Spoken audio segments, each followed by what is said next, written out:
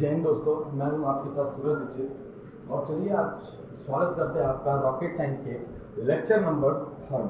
ठीक है, तो लेक्चर नंबर 1 और 2 में हमने बहुत सारी चीज़ों को नोटिस किया था। जैसे कि हमने फर्स्ट में मिसाइल पढ़ा था, प्रोजेक्शन पढ़ा था कि कैसे कैसे आता है और कैसे मिसाइल अपने पॉइंट को टारगेट करता है और टारगेट करके टारगेट को डिस्ट्रॉय करता है। ठीक है, ये हमने मिसाइल में पढ़ा था। इसके कई सारे क्लासिफिकेशन पढ़े थे। सेकेंड में हमने इसकी क्लासिफिकेशन को डिराइव करते हुए आगे बहुत सारी चीज़ें जैसे लिक्विड सिस्टम पढ़ा था कि लिक्विड प्रोपल्जन सिस्टम क्या होता है और सॉलिड प्रोपल्जन सिस्टम क्या होता है। ठीक है, इन सब चीज़ों को हमने फर्स्ट और सेकेंड में पढ़ रखा है। तो अब समझिएगा हाइब्रिड प्रोपल्जन क्या होता है।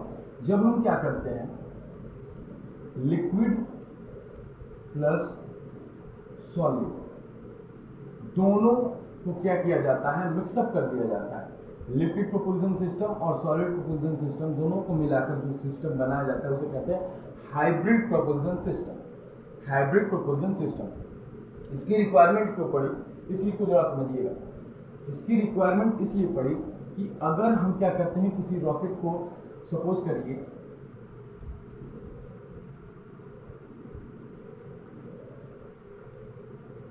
मान लीजिए कोई रॉकेट है, ठीक है,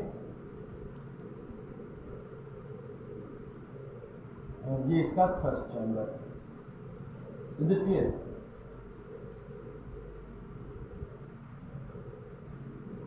यहाँ पे कुछ और कनेक्टेड होता है ऐसे,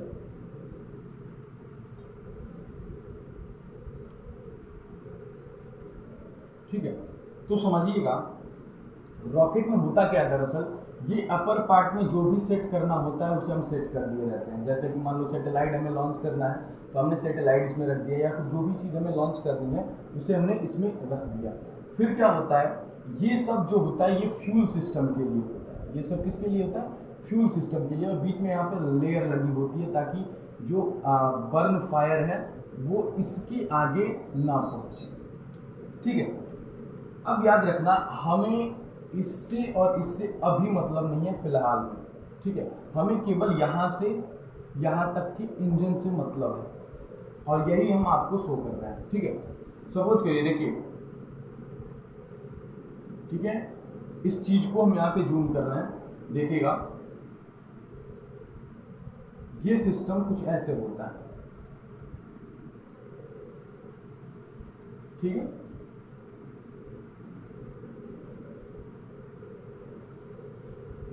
सिलेंड्रिकल स्ट्रक्चर होता था।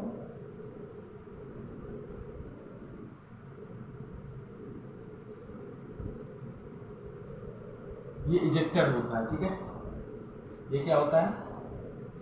इजेक्टर होता है। इजेक्टर होता है, अभी सब समझाते हैं।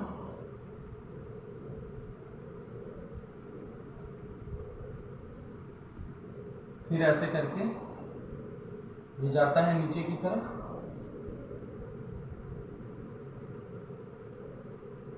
और यहां से नीचे क्या होता है, थ्रस्ट बनता है। ये जो पोर्शन है ना, ये क्या बनता है, इधर थ्रस्ट बनता है। Is it clear? क्या बनता है? थ्रस्ट बनता है। अब समझना इसमें होता क्या है, दरअसल यहाँ पे ये है सॉलिड प्रोपल्जन का सॉलिड मटेरियल फ्यूल। क्या है? सॉलिड फ्यूल है। Is it clear? ये क्या है? सॉलिड फ्यूल है। अब यहां से इसको बीच से ज्वाइन कर दो। अब देखो ये क्या है? लिक्विड फ्यूल है। लिक्विड फ्यूल है, ठीक है, और ये क्या है? ऑक्सीडाइजर है। अब अगर आपको सेकेंड लेक्चर याद आ रहा हो तो हमने जो लिक्विड प्रोपल्जन सिस्टम बनवाया था, लिक्विड प्रोपल्जन सिस्टम बनवाया था, उसमें क्या था? एक ऑक्सीडाइजर था, एक लिक्विड फ्यूल था, दो साइड आपने देखा होगा। उसके बाद वो सिस्टम था। तो ये जो पूरा सिस्टम है वो लिक्विड प्रोपल्जन सिस्टम है, यानी कि लिक्विड फ्यूल है। अब ये नीचे इजेक्टर के साथ कनेक्टेड है कौन? Solid fuel. अब देखना, जब हम रॉकेट के नीचे बर्न करते हैं तो सबसे पहले जो जलता है वो होता है सॉलिड फ्यूल। तो सॉलिड फ्यूल ये है, ठीक है, ये क्या है? सॉलिड फ्यूल है।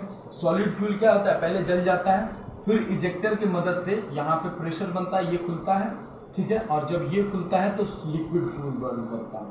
अब देखना कंडीशन इसमें पड़ता क्या है। तो मान लीजिए अगर, ठीक है, यहां से बताते हैं, ये आपका अर्थ सरफेस है। क्या है? अर्थ सरफेस है, ठीक है, ये आपका अर्थ सरफेस है।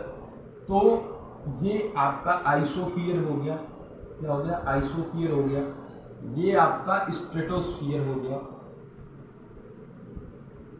और ये आपका एक्सोस्फियर हो गया। कंफर्म? देखो, मान लो कोई बॉडी यहां से लॉन्च की गई, ठीक है, तो जो सॉलिड फ्यूल है, ठीक है, सॉलिड फ्यूल का पहले तो ये दोनों काम आते हैं हमारे, ठीक है, ये दोनों काम आते हैं, उसको छोड़ दो, अभी वो हमारे सिलेबस से बाहर है, ठीक है, क्योंकि उसे अभी बाद में पढ़ाया जाएगा। तो ये देखो, ये क्या होगा, यहाँ से यहाँ तक, लगभग यहाँ तक, मतलब इस आइसोस्फीयर के ऊपर थोड़ा क्या होगा आपका, जो आपका सॉलिड फ्यूल है, सॉलिड फ्यूल यहाँ पर क्या हो जाएगा, खत्म हो जाएगा। अब ये इजेक्टर की मदद से खुलेगा और यहाँ से आप लिक्विड फ्यूल की मदद से इन सब चीज़ों को छोड़ते हुए ये नीचे की तरफ जो कंटेनर है ये छूट जाएगा, फिर यहाँ से ये बर्न होना शुरू करेगा। यानी कि यहाँ से लिक्विड फ्यूल, यहाँ से कौन सा लिक्विड फ्यूल, यहाँ से यहाँ तक कौन होगा, बर्न होगा, लिक्विड फ्यूल होगा, ठीक है। बाकी यहाँ से solid fuel liquid fuel burn होते हुए ये पूरे थ्रस्ट के साथ एग्जोस्फीयर के बाहर चला जाएगा, ठीक है, एग्जोस्फीयर के बाहर चला जाएगा। तो इसमें समझने वाली बात ये है कि हमें इसकी जरूरत क्यों पड़ी। पहला क्वेश्चन तो इसका आंसर हुआ कि इसकी जरूरत इसलिए पड़ी क्योंकि सॉलिड फ्यूल हम पहले क्या करते हैं, नीचे बर्न कर देते हैं, जो कि थोड़ा सा टाइम लेता है, टाइम टेकिंग होता है। लेकिन यहाँ पे जो लिक्विड फ्यूल होता है वो स्पॉन्टेनियस टाइप का होता है, हल्का स्पॉन्टेनियस समझिएगा, मतलब पूरा स्पॉन्टेनियस नहीं कहा जा सकता। जैसे कि हमारे साइंटिस्ट हैं, उन्होंने पूरी छानने के बेसिस पे इसरो का CSLV, ठीक है, उड़ाकर कहाँ भेज दिया, मार्स पर, तो वो मार्स मिशन जिस पे हुआ, ठीक है। तो उसी तरह से कुछ ये चीजें हैं। Is it confirm?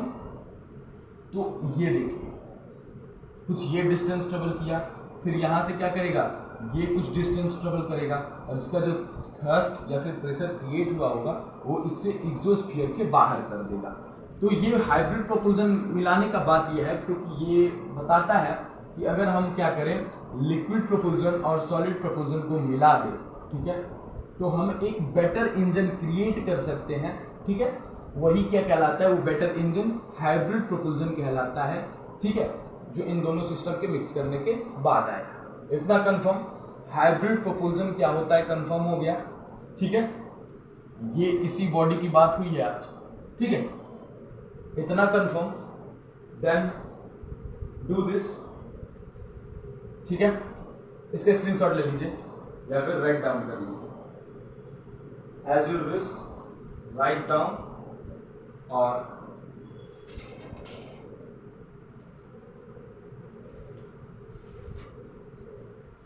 डन हो गया। अब देखना, हम आपको बताते हैं कि हमने गाइडेंस मिसाइल बताया था, ठीक है, गाइडेंस मिसाइल बताया था। अब इस गाइडेंस मिसाइल में किस तरह टारगेट को हिट किया जाता है, इस चीज को हम नहीं समझा अभी तक, ठीक है। हमने केवल ये समझा था कि मिसाइल है तो टारगेट पॉइंट पे जाकर हिट करेगी, ठीक है। अब इसे कैसे हिट करेगी वो चीज हम अभी तक नहीं समझे, उसके गाइडेंस के बारे में हम नहीं समझे हैं। तो डालिएगा हेडिंग, गाइडेंस मिसाइल, ठीक है, गाइडेंस मिसाइल। अब सबसे पहला गाइडेंस लिखिएगा कमांड गाइडेंस, कमांड गाइडेंस,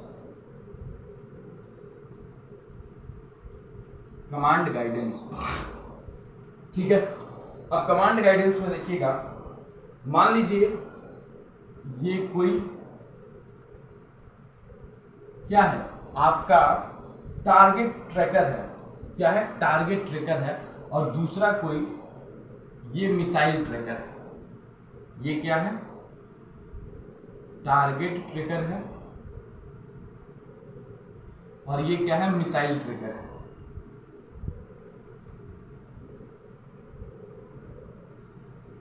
देखो, और ये दोनों मिलके क्या करेंगी, ये अपना टारगेट है, मान लो ये क्या है, टारगेट है, टारगेट ट्रैकर, मिसाइल ट्रैकर क्या करेगा, इसे ट्रैक करके शो करेगा और टारगेट ट्रैकर से कंफर्म करेगा और जाके हम लोग क्या करेंगे, इस टारगेट को हिट करेंगे। इस फंक्शन को क्या कहा जाएगा, कमांड गाइडेंस कहा जाएगा। कंफर्म हुआ। कमांड गाइडेंस किसे कहेंगे, कमांड गाइडेंस उसे कहेंगे जब टारगेट ट्रैकर और मिसाइल ट्रैकर एक पोजीशन को टारगेट करके बताएगा कि सर जी ये रहा आपका टारगेट और यहाँ पे आपको मिसाइल छोड़ना है, तो हमारा फंक्शन क्या करेगा, मिसाइल छोड़ेगा और ये टारगेट क्या हो जाएगा, डिस्ट्रॉय हो जाएगा। ठीक है, अब इस चीज को क्या कहते हैं, कमांड गाइडेंस कहते हैं। क्या कहते हैं, कमांड गाइडेंस। ना कंफर्म। आइए नेक्स्ट पे चलते हैं। कमांड गाइडेंस कंफर्म हो गया। अब आ जाइए नेक्स्ट की बात करते हैं। ठीक है, तो नेक्स्ट नंबर है होमिंग गाइडेंस। होमिंग गाइडेंस केवल जी लिखते हैं। ठीक है, आ जाओ। होमिंग गाइडेंस में क्या होता है, सपोज करिएगा ये वेब एल्टीट्यूड के फॉर्म में, ठीक है, किसके, वेब एल्टीट्यूड के फॉर्म में ये आपका रखा हुआ है मिसाइल और ये है आपका टारगेट। मान लो इरेगुलर शेप का है, तो ये आपका मिसाइल रखा हुआ है और ये आपका टारगेट है। तो ये क्या करेगा, इन्फ्लुएंस करेगा इस चीज को, तो बनाएगा और ये क्या करेगा, यहाँ से मिसाइल को टारगेट करके डिस्ट्रॉय कर देगा। इस पॉइंट को क्या कर देगा, डिस्ट्रॉय कर देगा। ठीक है, तो ये कहलाएगा होमिंग गाइडेंस। क्या कहलाएगा, होमिंग गाइडेंस। ठीक है, आइए नेक्स्ट पे चलते हैं। हमने टोटल 4 टाइप्स बताए थे, 2 हो गए। अब देखिए तीसरा जो गाइडेंस है, तीसरा गाइडेंस है बीम राइडर गाइडेंस। थर्ड है बीम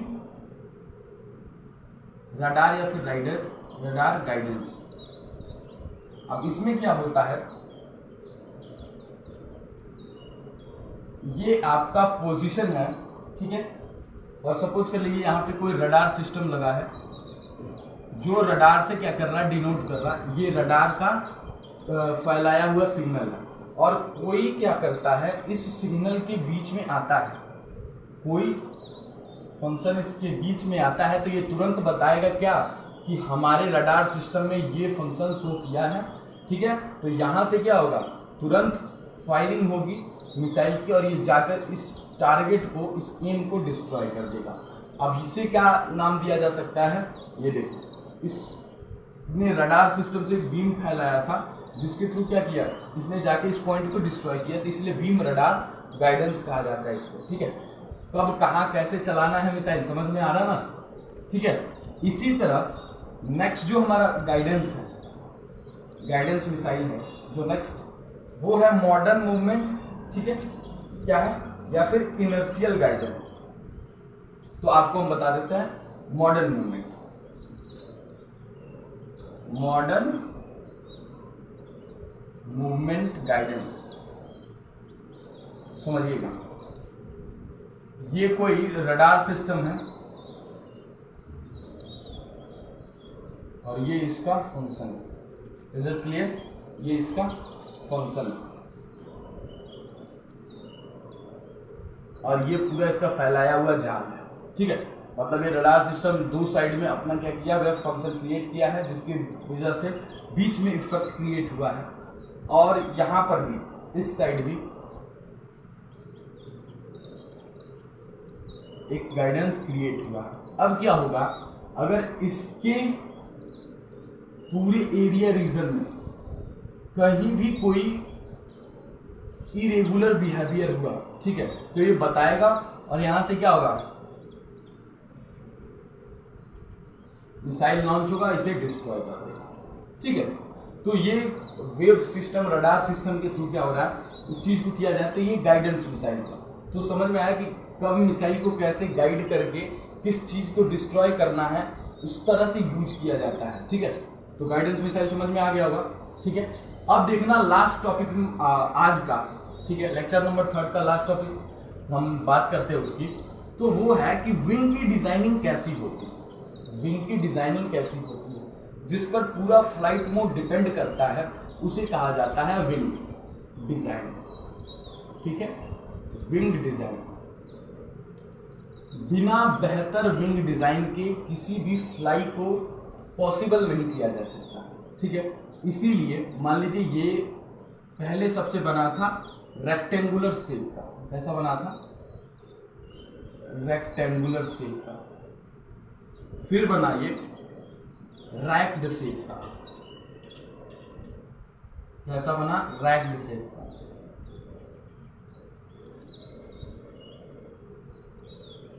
फिर बना डेल्टा शेप का, कैसा, डेल्टा शेप का। जैसे जैसे मॉडर्न होता गया वैसे वैसे बनता गया डेल्टा शेप का।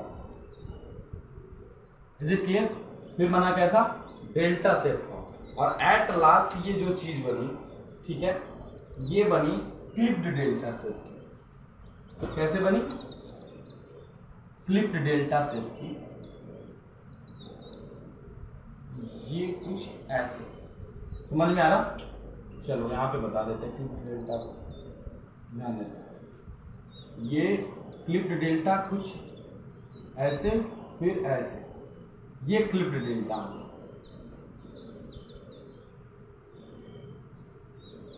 ठीक है। अब सुनो, जब स्टार्टिंग में हमने ये पाया था रेक्टेंगुलर शेप, तो इसकी जो स्पीड थी, ठीक है, स्पीड ज्यादा नहीं थी। ऊपर से ये जो हमारा एनर्जी यानी कि प्रोपल्जन हो रहा था वो सबसे ज्यादा टेक ले रहा था, मतलब ले रहा था, ठीक है। अब देखो रैग्ड शेप में क्या हुआ, रैग्ड शेप आज भी कहीं कहीं यूज होता है, ठीक है। तो रैग्ड शेप में क्या हुआ, ये क्या कर रहा था, एनर्जी को ले तो रहा था लेकिन स्पीड थोड़ा मोड़ देता था।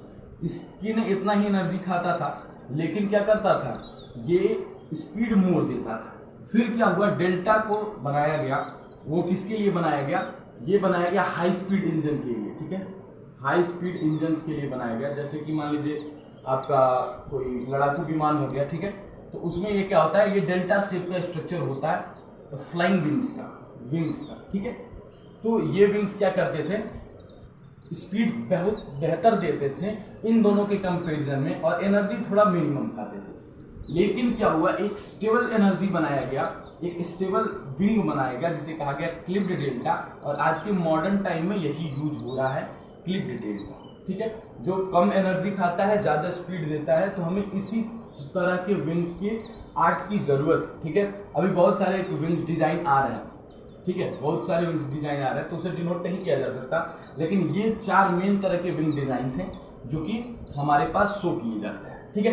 तो मिलते हैं, बहुत सारी चीजों को पढ़ना है, PSLV, GSLV, CSLV या फिर जो भी चीजें बात करनी है, नेक्स्ट लेक्चर से बात करेंगे उसकी, ठीक है। तब तक के लिए जय हिंद, जय Bharat. Take the screenshot of the video, take the screenshot of wing design. Thank you, जय हिंद, जय भारत।